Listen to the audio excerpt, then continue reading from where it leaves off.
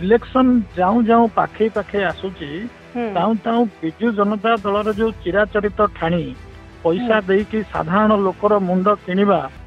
से भाभी दियंती सब बेले साधारण जनता गुड़िक से मूलिया बोथे। राजनीति रे पैसा बंटाटा को नुआ कथा विजु जनता दल पैसा बांटुची कोन भारतीय जनता पार्टी नहीं नहीं आज्ञा देखंतु ये जो प्रथाटा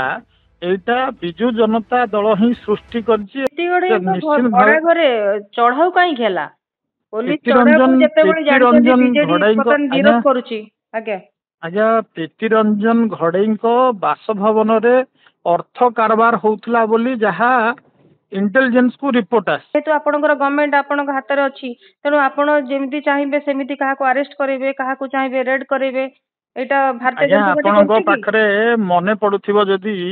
निकट भविष्यत रे कई दिन तळे बीजेपुर रे इलेक्शन थिला आपनकर पदमपुर बाई इलेक्शन थिला। नमस्कार वेलकम टू ओडिशा एक्सक्लूसिव दर्शक बंधु नुआपड़ा बड़ हंगामा नुआपड़ा बाड़िया पिटी और नुआपड़ा को लेकिन जिते राजनीति चलचंचल होती ता भर खबर आसी जे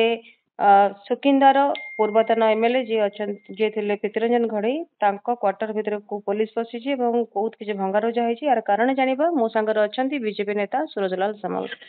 सूरज बाबू वेलकम टू आवर चैनल। आज्ञा धन्यवाद नमस्कार। नमस्कार कौन है आपण आम जाना चाहूँ जे राजनीति जिते एमती पूरा सरगरम अच्छी ता भितर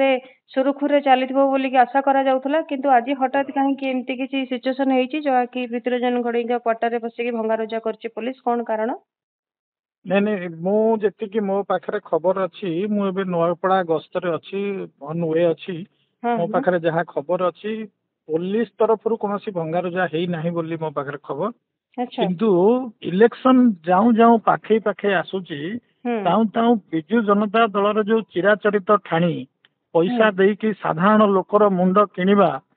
से भाभी दियंती सब बेले साधारण जनता गुड़िक से मूलिया बोथे से आज तार ज्वलंत उदाहरण ये सृष्टि होती नुआपड़ा पुनर्बार जी आमर जाजपुर सुकिंदार पूर्वतन विधायक पूर्वतन मंत्री थिले से महोदय बासभवन रे पैसा बंटा होउथबार जहा सरकारी भावे सूचना आसीथिला एवं सरकारी अधिकारी माने जाइथिले सेठिकार तांको जो जगह से खरियार रोड रे रहउचंती से जगह रे तांको इनक्वारी करबा पई जार फल स्वरूप सेठी तांकर जो बाहुबली गुंडा माने सब थिले विजु जनता दलर से माने अधिकारी मानक ऊपर आक्रमण करछन्ती बोली मो पाखरे जहा खबर। राजनीति रे पैसा बंटाटा को नुआ कथा विजु जनता दल पैसा बांटुची कोन भारतीय जनता पार्टी नहीं नहीं आज्ञा देखंतु ये जो प्रथाटा एटा विजु जनता दल ही सृष्टि करछि एवं विजु जनता दल जेते पैसा देले भी आज लोक बुझी सारिचंदी ओडिशावासी बुझीचंदी ओडिशावासी बुझीचंदी बोली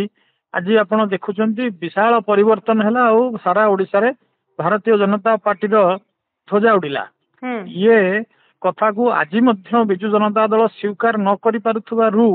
से पुनर्बार से पैसार पंथाटा को अवलंबन करने को चाहूँगी एक कथा केबे खरियार सॉरी नुआपड़ा वासी पाखरे जिते पैसा देले भी से कथा केबे नुआपड़ा वासी बिकी हेबेनी कहीं सेमाने स्वाभिमानी लोक नुआपड़ार जो स्वाभिमान अछि घरे चढ़ाऊ काई खेला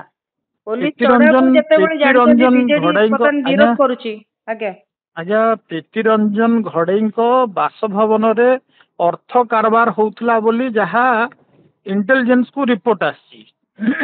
जहार फल स्वरूप सरकारी बाबू माने तांको घर ऊपर चढ़ाऊ करछन माने खरियार रोड रे तांको जो घर भड़ा घर हां जो जगह से भड़ा रे रहउतले खरियार रोड सेठी भारतीय जनता पार्टी रो कार्यकर्ता किमा